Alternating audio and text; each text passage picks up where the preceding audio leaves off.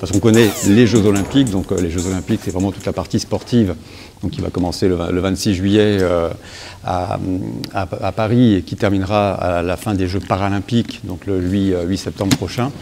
Mais l'Olympiade culturelle, c'est une notion et c'est tout l'espace-temps qui sépare deux éditions de Jeux Olympiques. Cette formation n'a qu'1 jour, ce qui est un peu inhabituel, mais même si c'est qu'une seule journée, c'est assez complet parce qu'on va avoir de la pratique, de la rencontre avec des œuvres, un court-métrage, un spectacle. On rencontre des artistes, circassiens, une metteuse en scène. Et à partir de 2021 jusqu'en juillet prochain, donc, il y a cet espace-temps Olympiade culturelle, alors qui a existé déjà dans la Grèce antique, hein, c'est pas quelque chose de nouveau, mais déjà dans la Grèce antique, il y avait cette Olympiade culturelle où les sportifs avaient aussi des épreuves artistiques, culturelles. C'est surtout le baron Pierre de Coubertin qui, à la fin du 19e siècle, a remis au goût du jour cette Olympiade culturelle d'une autre façon.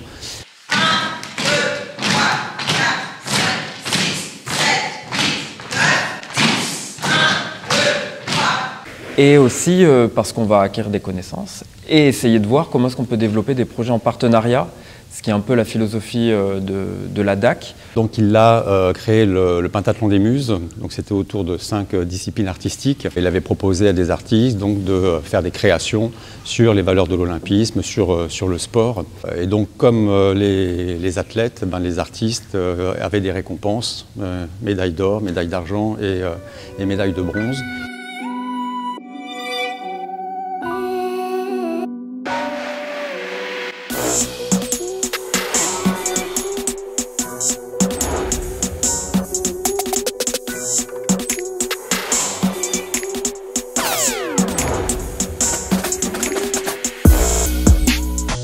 Alors nous, au niveau de la DAC de Créteil, on s'est vraiment inscrit dans cette dynamique.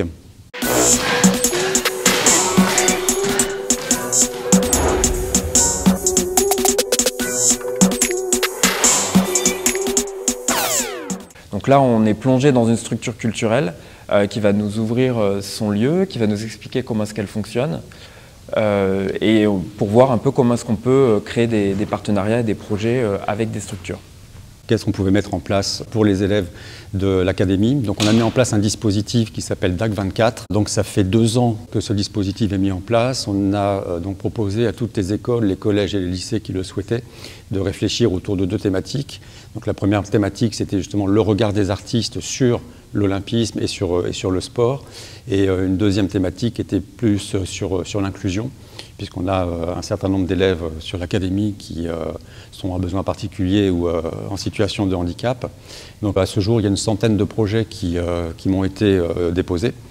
Et on a réfléchi à savoir comment valoriser tous ces projets sur l'académie. Si vous désirez monter des projets en art du cirque, vous pouvez vous tourner vers moi. Si vous en avez déjà et que vous voulez qu'on valorise, c'est aussi possible. Il y a pas mal d'enseignants ici qui font déjà des projets autour des arts du cirque. Pendant les temps d'échange, vous pourrez vous tourner vers elles et eux. Une des priorités de notre ancien recteur Daniel Overlo, c'était la voie professionnelle. Donc on a demandé à des élèves du lycée Gustave Eiffel, donc à Varennes-sur-Seine, en Seine-et-Marne, et les élèves du lycée Mansart, de nous créer une œuvre. C'est vrai qu'elle est devenue maintenant une œuvre emblématique de l'académie, qui est un flambeau de la culture. Donc comme la flamme olympique qui va parcourir de Marseille jusqu'à Paris à partir du mois de mai. Donc ce flambeau de la culture a été fondu par la Monnaie de Paris avec qui on était en partenariat. Depuis 1 an, ce flambeau de la culture sillonne toute l'académie de Créteil pour valoriser les 100 projets qui nous ont été déposés à la croisée des arts et du sport.